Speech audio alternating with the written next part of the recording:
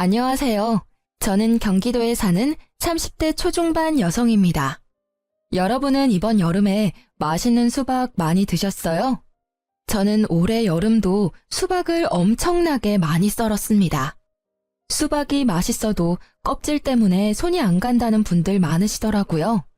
어렸을 때는 엄마께서 수박 손질해서 냉장고 넣어두시곤 했는데 그게 바로 자식 사랑하는 마음이셨겠죠? 저는 그런 마음으로 열심히 맛있는 과일을 고르고 세척하고 다듬어서 판매하고 있는 과일 도시락 가게 사장입니다. 제 밑에 1살 차이 나는 여동생과 함께 가게를 운영하고 있습니다. 과일 도시락 한다고 하면 그게 돈이 되냐며 여쭤보는 분들 많으세요. 요즘은 1인 가구도 많고 간편한 걸 추구하는 시대다 보니 꽤 장사가 잘 되고 있습니다. 대학생부터 바쁜 직장인분들까지 다양한 연령대에서 많이 주문해주고 계세요. 그에 보답하기 위해 동생과 저는 휴가를 떠나도 무조건 맛있는 과일, 당도 높은 과일 찾으러 다닙니다. 그렇게 저희 자매가 적은 돈으로 창업한 게 대박나서 가게 때문에 진 빚은 따로 없어요. 코로나 때도 주문건이 오히려 급증했고 병원이나 자가격리하는 분들께 많이 배달 갔습니다. 다행히 아직까지 큰 위기는 없어서 지금까지 잘 운영하고 있네요. 이제 끝나지 않을 것 같던 여름이 끝나가고 있어서 저와 여동생은 드디어 수박의 곤래에서 벗어날 수 있게 됐습니다. 평소에 동생이랑 과일 손질하면서 귀로는 열심히 사연 라디오를 듣고는 하는데요.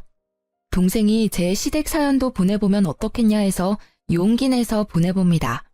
만약 제 사연 읽어주시면 그때도 저는 일하면서 듣고 있을 것 같아요. 저는 제 친구의 소개로 제 남편을 만나게 됐습니다. 남편은 연봉 좋은 IT 회사에 다니는 아주 멀끔한 청년이었습니다. 정확히 말하자면 제 친구 남편의 가장 친한 친구가 바로 제 남편이었어요. 서로 가장 친한 친구를 소개시켜준 거죠. 저는 일하느라 바빠서 연애 안 하고 남편은 허우대 멀쩡하고 얼굴도 괜찮은데 그냥 연애를 못하는 남자였대요. 제 친구 말로는 남편이 20대 끝자락까지 제대로 된 연애를 전혀 해보지 못했다고 합니다.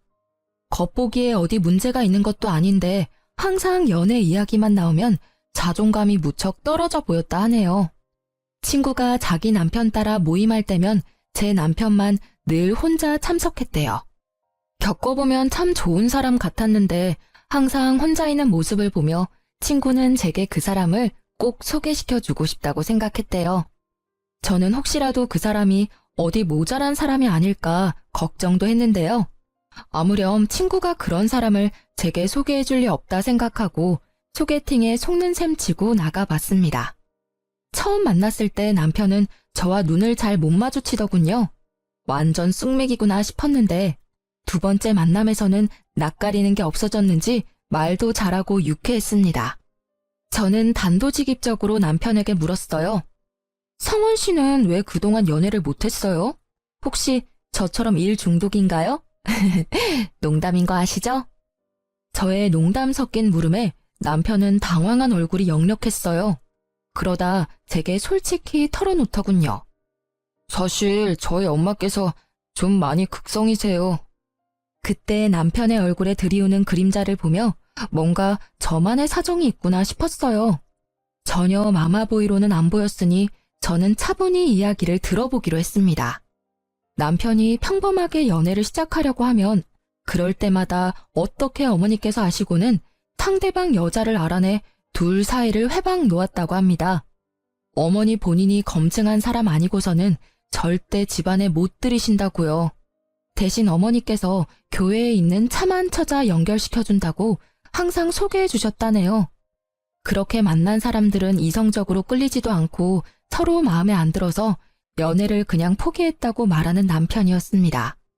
그 사정이 짠하기도 하지만 이런 사람과 만약 결혼한다고 상상하니 조금 암담하더군요. 게다가 저는 기독교인도 아니었습니다. 아들에게도 감당하기 힘든 어머니인데 며느리에게는 얼마나 버거울까 싶었어요.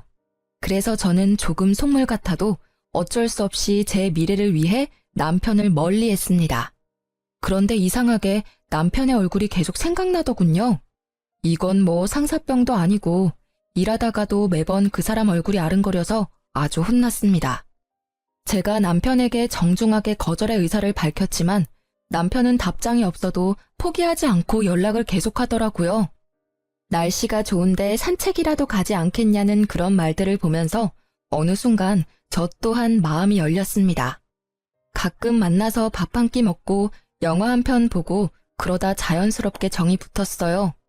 남편을 만나볼수록 너무 착하고 선한 사람이란 걸 알게 됐습니다. 경제관념도 뚜렷했고 직업도 괜찮았고 성품까지 괜찮은 남편이었기에 두 눈 질끔 감고 딱 남편만 보고 저는 결혼을 결심했습니다. 결혼 전 예비 시무를 극복한다면 결혼 후에는 뭐 어렵겠냐며 제가 조금 오만했었죠. 엄마께서는 어려운 길 사서 간다고 걱정하시고 말리시다가 남편 만나보시곤 너무 괜찮은 청년이라며 꽉 잡으라고 응원도 해주셨어요. 철저하게 연애 사실을 숨긴 남편이 결혼한다고 집에 선언하자 예비 시모께서는 뒤집어졌다 합니다. 어떻게 나 몰래 연애질을 했냐고 아주 분하시다고 길길이 날뛰셨대요. 주눅든 남편에게 이야기를 듣고 저도 그제서야 겁이 나더군요. 제가 이 사람을 얼마나 사랑하면 안 해도 되는 모험을 하고 있구나 싶었어요. 예비 시댁에 인사드리러 갈 때는 정말 단단히 마음을 먹어야 했어요. 남편은 결혼 약속한 제가 어머니 때문에 도망이라도 갈까봐 계속 안절부절해 했습니다. 저는 그런 남편을 안심시키고 스스로 마인드 컨트롤했고요. 어떤 상황이 일어나도 놀라지 말자, 겁먹지 말자 이 두 가지만 생각하고 예비 시댁에 인사를 드리러 갔습니다.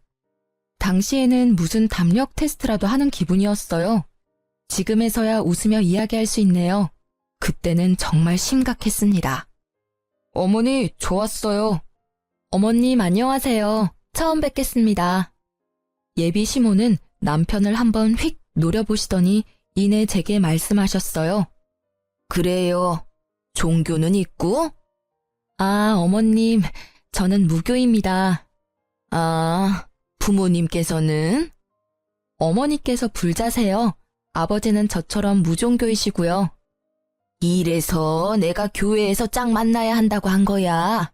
모태 신앙에 독실한 크리스천 자매님들 두고 지금 성원이 너 뭐 하는 거니? 더 들어볼 필요도 없다. 엄마, 제가 말씀드려서 이미 알고 계셨잖아요. 이러실 거면 식사는 왜 하러 오라고 초대하셨어요? 성원 씨, 침착해. 저는 눈물이 그렁그렁한 남편을 진정시키고 말했습니다. 어머님, 성원 씨랑 저 서로 많이 사랑하고 있습니다. 이왕 여기까지 초대해 주셨으니까 조금만 예쁘게 봐주시면 안 될까요? 종교랑 무관하게 저 평생 모난 행동 하지 않고 올바르게 살았어요. 그래요? 뭐 그럼 초대했으니 맛있는 음식이라도 대접해야지. 배고프니 먹으면서 마저 이야기하자. 예비 시모는 벼란간 코웃음을 치며 갑자기 부엌에서 봉투를 들고 와서 식탁에 거칠게 내려놓았습니다. 영수증이 붙은 봉지를 보니 딱 봐도 배달 음식이었어요. 어머니, 배달시키셨어요? 아, 저희 같이 처음 인사드리는 자리인데 제가 밖에서 모시겠다고 했을 때 거절하시더니 도대체 왜 이러세요? 내가 뭘? 아가씨, 내가 배달 음식 시켜서 기분 나빠? 저는 그때 남편을 꼭 붙잡고 괜찮다며 등을 다독였습니다. 집에 초대해놓고 배달 음식 시켜놓고 기다린 예비 시모, 여러분이 보시기엔 어떠신가요? 머저리같이 거기서 또 먹었냐고 저는 엄마께 등짝을 맞기는 했어요. 하지만 기싸움하는 예비 시모께 지고 싶지는 않더라고요. 이대로 포기하면 제가 사랑하는 사람이 평생 이 굴레에서 벗어날 수 없겠구나 싶었거든요. 남편이 워낙 순한 사람이고 어렸을 때부터 엄한 어머님께 혼나면서 자라서 그런지 어머님 호통에 몸부터 굳더라고요. 성원 씨, 나 괜찮아. 냄새가 좋네요, 어머님. 땡땡 갈비찜이네요. 저 여기 갈비찜 되게 좋아해요. 배달이든 아니든 뭐가 중요해요? 어머님께서 직접 저 생각해서 메뉴 고르고 주문하신 건데. 맛있게 잘 먹겠습니다. 저는 속으로 그나마 치킨 아닌 게 어디냐며 갈비찜을 아주 맛있게 먹었습니다. 배달 음식이긴 하지만 그래도 갈비를 시키셨네 하고 머릿속을 긍정적인 생각으로 가득 채우려고 노력했죠. 제가 세상 구김살 없이 굴자 예비 남편과 함께 당황하던 예비 시모였어요. 진심으로 너무 맛있게 먹으니 예비 시모께선 이내 못마땅한 얼굴을 하시고 말씀하더라고요. 되게 얄밉게 먹는다. 복스럽게 먹는 거랑 얄밉게 먹는 건 달라요. 잘 먹는 거 보기 좋은 사람이 있고 아닌 사람이 있어. 아가씨는 그 후자에 해당하네. 체중도 좀 나가 보이는데 적당히 먹어요. 그리고 보니까 고급 입맛은 아니네. 그나마 아무거나 잘 먹어서 다행이야. 내 아들 등골 휘지는 않겠어. 네, 저 어머님이랑 입맛 비슷한가 봐요. 맛있네요. 맛집이라 시켜주신 거 아닌가요? 뭐? 아이고 참나. 내 아들이 괜찮은 교회 처자들을 다 거절해서 이제 마땅히 소개시켜줄 사람 없어 너 허락한 거야. 어디 네가 마음에 들어서 부른 줄 아니? 머리 꽃단 사람처럼 실실 웃지 마라. 보기 좀 그렇다. 선 넘는 예비 시모의 말에 속이 뒤집어져 저도 웃으며 말씀드렸습니다. 네, 저도 다른 건 안 보고 이 사람 하나만 보고 결혼하는 거예요. 뭐? 그게 무슨 뜻이냐? 네? 어머님, 아무 뜻 없어요. 하고 예비 시모의 심기를 은근히 긁어드렸어요. 지지 않는 제 태도에 의외로 예비 시모는 괴롭히는 재미도 없는지 더 이상 안 건드리더라고요. 무사히 식사를 끝내고 남편은 어머니 대신 미안하다고 제게 얼마나 사과했는지 몰라요. 예비 남편 말 들어보니 시모께서는 원래 종교가 없었는데 나이 들어 기독교에 푹 빠지셨다고 해요. 학생 때부터 장남과 차남인 남편까지 억지로 끌고 교회를 가셨다고 합니다. 시숙은 교회에 거리낌이 없었는데 남편은 어릴 때부터 반항을 심하게 해서 어떤 날은 시모가 때려서 교회에 데리고 가기도 하셨대요. 성인이 되어 남편이 독립하고 나서야 시모의 강요에서 벗어났지만 남편이 교회에 안 나오자 두 아들을 차별하시고 막말도 많이 하셨다 합니다. 그 뒤로도 계속 남편을 통제하시려고 연애도 결혼도 회방을 놓으신 거죠. 저는 친모가 맞는지 의심까지 들었는데 인사드릴 때 보니 남편과 시모께서 얼굴이 닮았더라고요. 시모와 첫 만남은 매우 강렬했지만 다행히 그때 이후로는 별일 없었어요. 상견례 때도 많이 걱정했는데 그나마 어른들끼리의 자리에서는 완전히 예를 갖추시더라고요.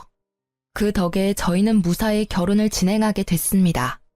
그런데 또 뜬금없이 식장 예약까지 다 잡았는데 시모께서는 결혼식을 교회에서 꼭 해야 한다고 고집을 부리셨습니다. 게다가 친정엄마께서는 불교를 믿으셔서 참 애매한 상황이었죠. 남편은 당연히 예식장 빌려서 결혼한다고 시모께 말씀드렸지만 시모께서는 본인 의견 안 들어준다고 제 앞에서 또 막말을 하셨어요. 성원이 너 정말 결혼 잘못하는 거야. 그리고 소라 너 내가 많이 양보했는데 식장까지 양보해야 되니?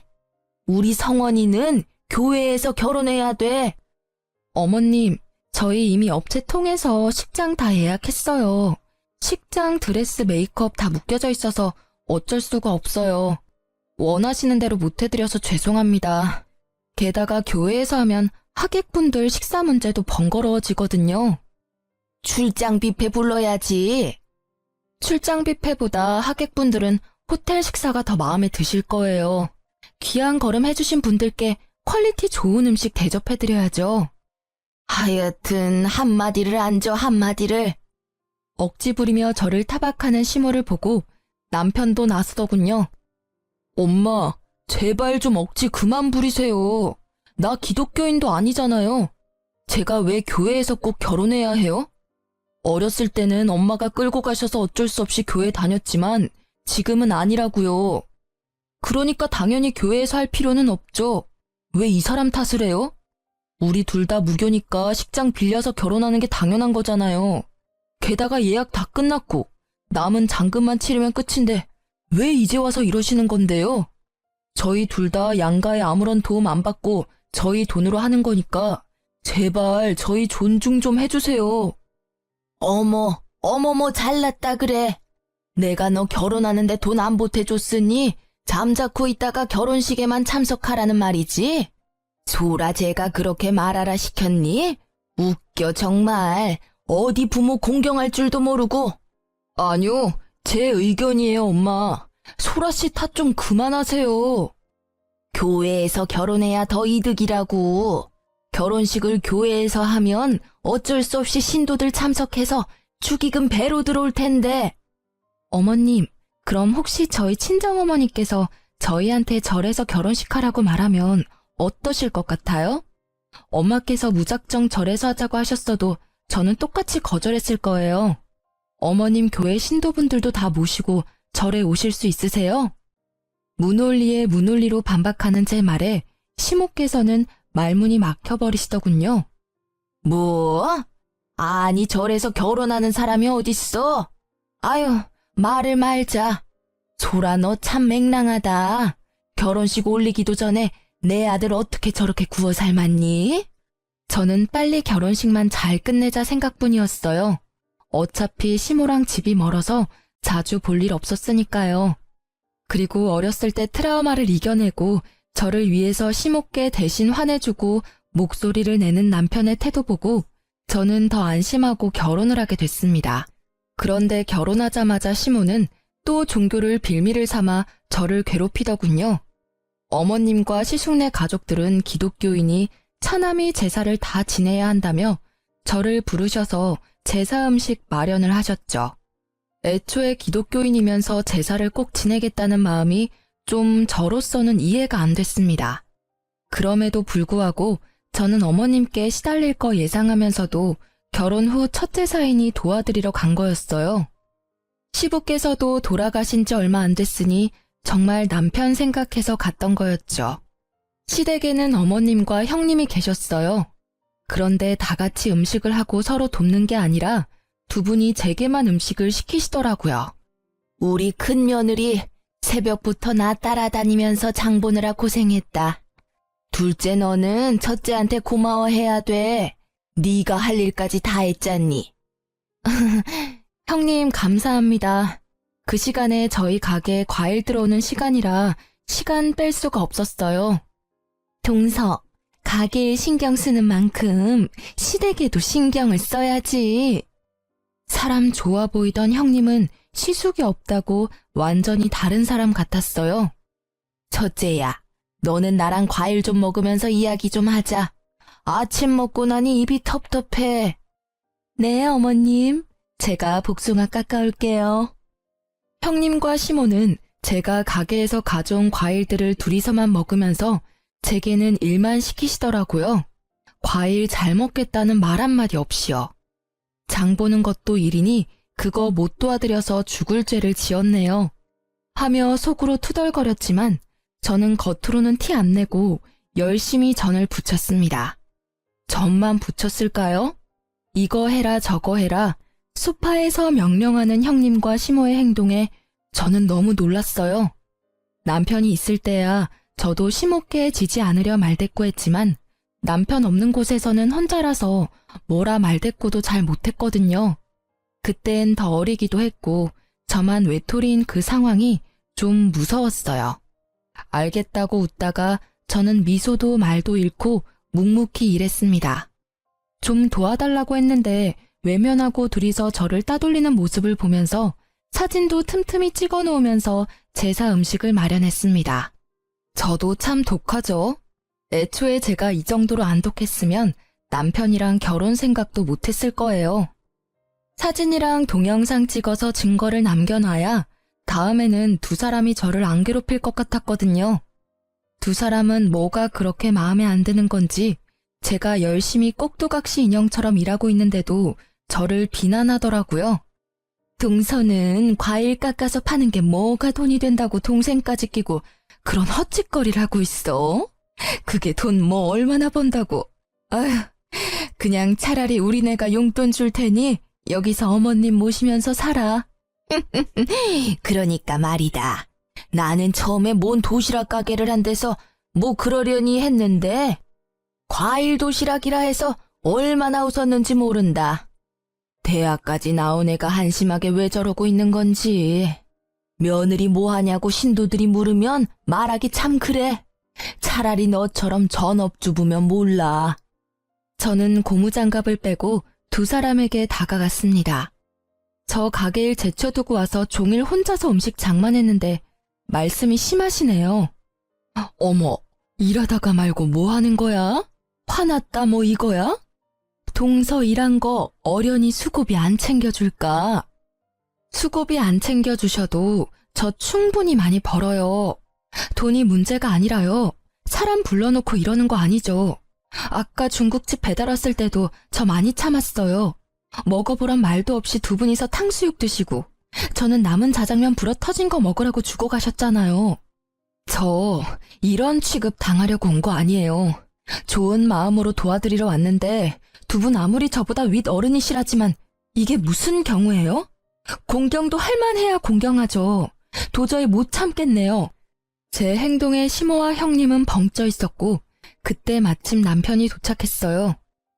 이게 다 무슨 말이야? 저는 남편을 보자 눈물이 앞을 가렸고 시댁 작은 방에서 잠시 남편을 붙잡고 이야기했습니다. 남편이 무슨 일이냐며 달래주고 저는 종일 있었던 일 말하며 찍었던 사진들과 동영상도 보여줬습니다. 나 오늘 충분히 할 만큼 했어. 아니, 나 지금껏 충분히 노력했어. 이제 당신 어머니 진절머리 나. 오늘은 형님까지 합세하셔서 내가 오늘 얼마나 비참했는지 당신은 몰라. 형님이랑 어머님? 자기들끼리 탕수육에 잔치 벌이고 나는 일 다하고 불어터진 자장면 주더라. 내가 아무리 독한 마음 가져볼래도 너무 서럽더라.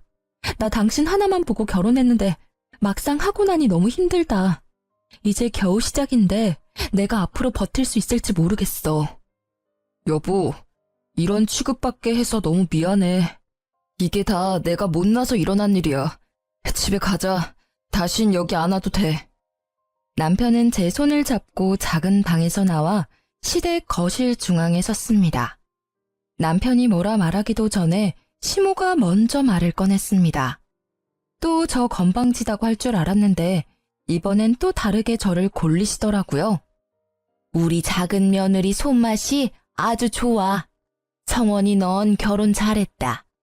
앞으로는 소라가 전적으로 오늘처럼 시댁 제사, 시댁 행사 음식하면 되겠어. 저는 앞치마를 벗어던지고 말했어요.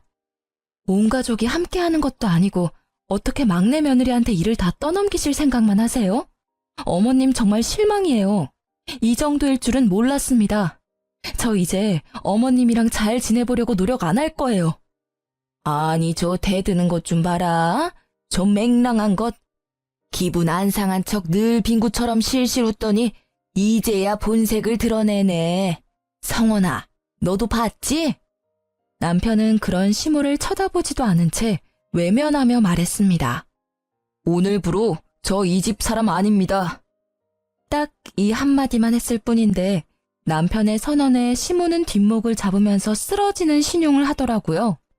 남편에게 불쌍한 척했지만 남편은 냉정하게 굴었습니다. 이 사람 종처럼 부려먹으니까 이제 속이 시원하세요? 저 다신 이 집에 안 와요. 어머니, 이제 이렇게 부를 일도 없어요. 다신 제 얼굴 볼 생각하지 마세요. 그리고 형수님, 결혼 막 하셨을 때 제가 옆에서 얼마나 도와드렸어요. 저 생각해서라도 이 사람한테 그러시면 안 됐죠. 아유, 서방님, 저는 동서가 미워서 그런 게 아니라 어머님께서 그러시자 하시니 뜻을 따른 것뿐이에요. 악의는 없었어요. 넌 지금 내 편을 들어야지 말을 그런 식으로 하면 어떡해? 어머님, 그게 아니라. 다들 이렇게 서서 뭐 하세요? 마침 도착한 아주버님은 사태 파악하시느라 정신 없어 보였네요. 형, 나 형도 안 볼 거야.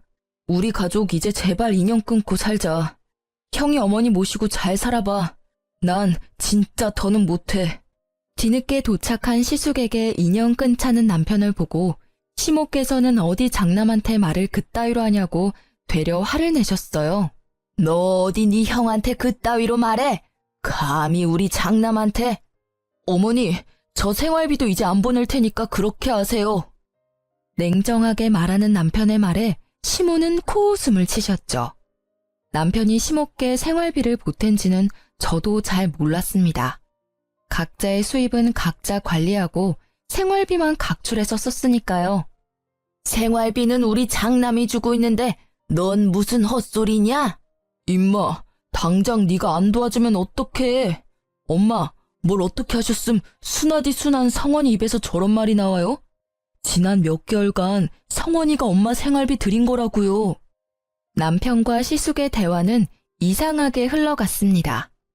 들어보니 시숙께서는 다니던 회사에서 정리해고를 당하셨고 형님과 시모께 차마 말도 못 꺼낸 채 매일 회사에 출근하는 척 했던 거예요. 그래서 대신 여유로운 남편이 형님네와 시댁 생활비 구멍나지 않게 메꿔줬던 거고요. 금방 마땅한 일자리를 못 구하고 있던 아주버님은 매일 정장을 입고 출근하는 척 하시곤 면접 보러 다니거나 일용직 일을 하셨다 합니다. 상황을 전혀 모르고 있었던 형님과 시모는 주저앉더라고요. 아주버님은 어머님께 쓴소리를 하다가 이내 형님에게 왜 섣불리 행동했냐며 큰 소리를 내고 말았습니다. 당신은 엄마가 아무리 그러시자 해도 당신까지 그러면 안 되지. 당신도 결혼할 때도 똑같이 겪었으면서 그때 내 동생이 얼마나 당신 편 들어줬어. 은혜를 갚지는 못해도 이렇게 뒤통수 치면 안 되지. 형님은 바로 깨갱하며 잘못했다고 용서를 구했죠. 미안해, 동서. 내가 생각이 짧았어.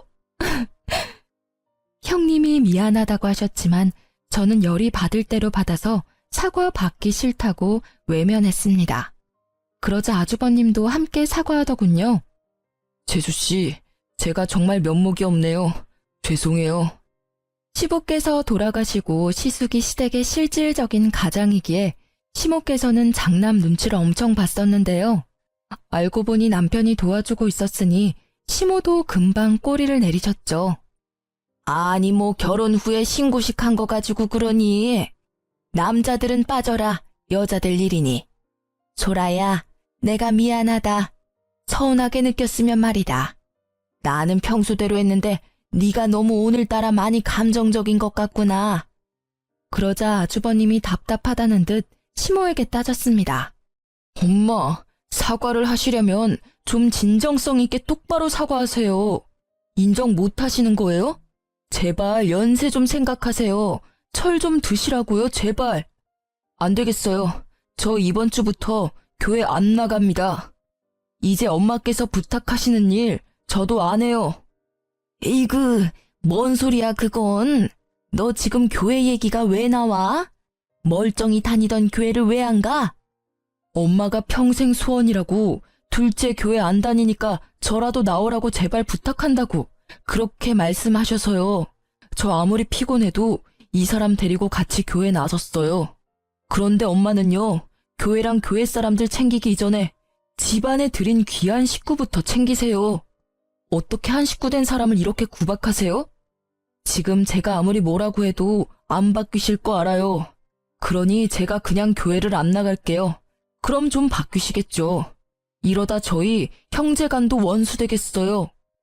저도 어느 정도 예상은 했지만 시모께서는 정말 신앙심이 깊은 것보다는 교회에 매일 자식 자랑을 하러 다니시던 거였어요. 본인께는 자랑거리인 아들들인데 저희 남편 둘째는 교회 질색하고 큰아들인 시숙이라도 어떻게 데리고 가셨는데 이제 못 데려간다니 겁이 나셨나 봐요. 시모는 갑자기 울먹거리곤 잘못했다고 남편에게 용서를 구하기 시작했습니다. 차마 그 모습을 지켜보기도 그렇고 그렇다고 어머님의 진심 없는 사과를 받고 싶지도 않아서 저와 남편은 함께 집으로 돌아갔습니다. 그날 누구의 사과도 받아들이지 않고 시댁을 벗어났죠. 그러니 저와 남편에게 매일같이 미안하다고 3명에게 번갈아가며 연락이 왔습니다. 남편은 이참에 번호를 바꾸자고까지 말했어요. 저뿐만 아니라 긴 세월 남편 가슴에도 단단히 응어리가 져 있었던 것 같습니다. 그렇게 연락을 끊고 지내니 회복은 빠르게 되더군요. 저와 남편은 굳이 그날 일과 시댁 관련 일은 서로 말 꺼내지 않았어요. 그런데 어느 날 가게에서 찾아온 시숙과 형님, 그리고 시모를 보는데 그날 기억이 떠오르면서 트라우마가 생길 것 같더군요. 다행히 가게에는 저보다 더 기센 여동생이 함께 있었습니다. 안녕하세요. 어머, 다들 갑자기 어쩐 일이세요?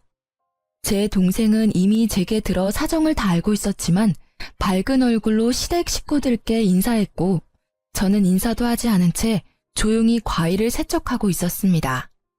이 나이 먹고 내가 며느리한테 사과하러 여기까지 왔어요. 그런데 아무리 서운하다 해도 어른이 왔는데 눈길도 안 주고 인사도 안 하네요. 여전히 말을 밉게 하는 시모와 옆에서 눈치만 보고 있는 형님 대신 아주버님이 한마디 하셨어요. 사과하러 왔는데 엄마 여기서도 심술 부릴 거예요? 아, 그래, 사과하자고. 얼른 하고 가자고. 그러자 제 동생은 별안간 웃음이 빵 터져서 웃었어요. 사돈 처녀는 뭐가 그렇게 웃겨서 어른 두고 그렇게 웃음이 터졌어요? 어머, 죄송해요. 제 가게에서 제가 웃는 것도 맘대로 못 웃는 거죠? 사과하시러 오신 건 맞으세요? 그럼 말로만 사과하시면 안 되죠. 언니, 먼저 퇴근해. 응? 언니 종일 부려먹은 거 사과하고 싶으시다잖아. 내가 기회는 드려야지. 언니는 그만 들어가 봐. 자자, 이럴 시간이 없어요. 얼른 앞치마들 하시고요. 제가 매뉴얼 설명 드릴 테니 그렇게만 하시면 문제 없습니다. 위생모 써주시고요. 당황해하는 시댁 식구들께 동생은 위생모와 앞치마를 내밀고 형님과 시숙은 말없이 착용하더라고요. 반면 시모는 눈에 쌍심지를 켜셨죠.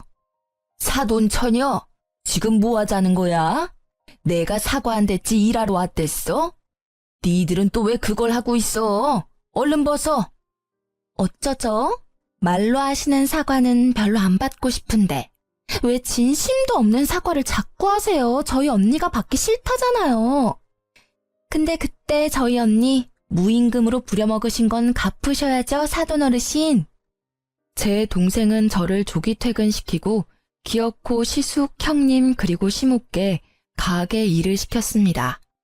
저희가 가게는 조그맣지만 하루에 한 트럭 과일이 배송 오면 다 정리하고 세척하고 다듬는 게 시간이 많이 걸려요.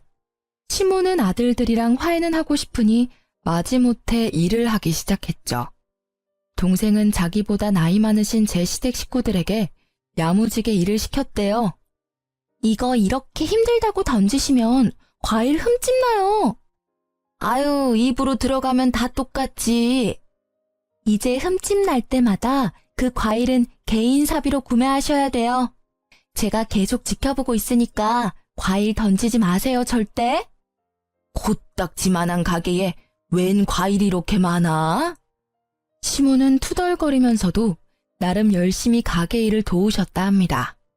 시숙과 형님은 의외로 실수 없이 묵묵하게 일을 잘하셨대요. 온종일 시달려도 일이 끝나질 않자 시모께서는 도망가려 했다네요. 어디 가세요? 아니, 사돈 처녀, 내가 급하게 일이 생겨서. 하시던 일은 다 마무리하셔야죠. 드실 점심도 이미 시켰는데요. 아이고, 사돈 어르신, 퇴근은 아직 멀었습니다. 얼른 다시 들어가 주세요. 시모는 입을 삐죽거리며 다시 일하러 들어가고 형님과 시숙은 군말 없이 열심히 땀까지 삐질거리며 도우셨다고 합니다. 오후 5시까지 일을 시킨 동생은 오늘은 일당이 없다고 얘기했다고 합니다. 시숙과 형님은 알겠다고 고개를 끄덕이고 어머님께서는 분하다고 망고를 몇 개 챙겨가시더래요. 분하다고요. 그렇게 저 대신 동생이 야무지게 복수해줬네요. 동생이 적당히 시댁 식구들 돌려보낼 줄 알았는데 전에 저 우는 것 보고 마음이 많이 쓰였었나 봐요. 그런데 시숙과 형님께서는 내일도 오면 안 되냐고, 내일은 돈 줄 거냐고 여쭤보셨대요. 일손 부족하면 돕겠다고요. 이쯤 하셨음 언니도 마음 풀렸을 거예요.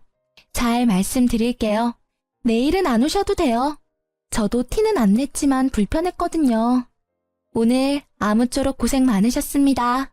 드시고 싶은 과일 몇 개 챙겨가세요. 돈은 못 드리지만요. 여기 장사가 되게 잘 되네요. 아침에 들어온 과일들 거의 다 나갔잖아요. 둘이 일하시기엔 너무 일이 힘들 것 같아요. 저희가 도울게요. 말씀드리기 좀 그렇지만 저희 남편 아직까지 실직 상태라 형편이 좀 어려워요. 도울 수 있는 일 있으면 도우면 안 될까요? 그리고 전에 동서한테 함부로 말해서 진짜 미안했다고 사과 좀 전해줄래요? 시숙은 자존심 때문인지 아무 말도 못 꺼내고 대신 형님께서 가게의 사정이 여러모로 힘들다고 하소연했다고 합니다. 저희 동생은 냉정한 편이라 얄짤없이 다 큰 분들이 알아서 일자리 구하시라고 쫓아냈다고 합니다. 동생도 형님이 이때까지 제 욕을 어떻게 했는지 저를 통해 다 들었으니까요. 갑자기 장사 잘 되는 거 보고 혹해서 태도 바뀌는 게 아닐 것 같겠죠. 다음 날도 또 찾아와서 일하셔도 돈 못 준다 하니 형님 내외는 돈을 주지 않아도 되니 일만 시켜달라고 넙죽 엎드리더라고요. 저는 깜짝 놀라 이러들 나시라고 했죠. 왜 이러시는 거예요? 저 마음 정말 불편해요. 재수씨, 저희 일 좀 가르쳐주면 안 돼요? 난데없이 가게 일을 배우겠다고 하시는 시숙과 형님의 말에 저는 적잖이 당황했습니다. 자식들은 커가고 이 나이에 새로 취직하는 것도 너무 어렵네요. 재수씨, 이유 좀 낼 생각 없어요? 정말 염치 없지만 좀 도와주세요, 재수씨. 동서, 내가 진짜 잘못했어. 죽을 죄를 졌어. 한 번만 봐주라, 응? 2호점을 낼 생각도 누군가에게 저희 사업 비법을 전수할 생각도 하지 못했는데 아주버님이 저희 가게랑 상권이 너무 메리트 있다는 말을 하시며 애원하는데 제 돈 드는 것도 아니고 속도 없이 또 도와드리게 됐습니다. 사실 제가 도와드렸다 하지만 동생이랑 저는 두 분이 계시니 쉬는 시간이 더 늘어서 한편으로는 좋기도 했습니다. 가게가 좁아서 4명이나 있기엔 비좁았고 2호점을 내기 전까지만 저는 일을 쉬고 제 동생의 진두지휘 아래 아주버님 내외가 저희 가게에서 함께 일을 시작했습니다. 그렇게 두 분이 2달 가까이 치열하게 배우셨고 저는 그만큼 월급도 든든하게 챙겨드렸습니다. 저는 두 분이 가게에 계신 덕분에 시간이 나서 여행도 다녀왔습니다. 제가 가게에 복귀하고 더 이상 일손은 필요 없다고 말씀드리니 이때까지 정말 고마웠다며 그동안 몸은 힘들어도 일 배우는 게 너무 행복했었다고 하더라고요. 그렇지만 아직도 제가 화난 줄 알고 더 이상 갈 곳이 없어졌다며 앞날을 걱정하더라고요. 아니, 여기에서 두 분 충분히 가르쳐드렸잖아요. 이제 2호점 오픈하셔야죠. 그 동네에 오픈하실 수 있게 도와드린다니까요. 이제 저희 가게는 나오실 필요 없어요.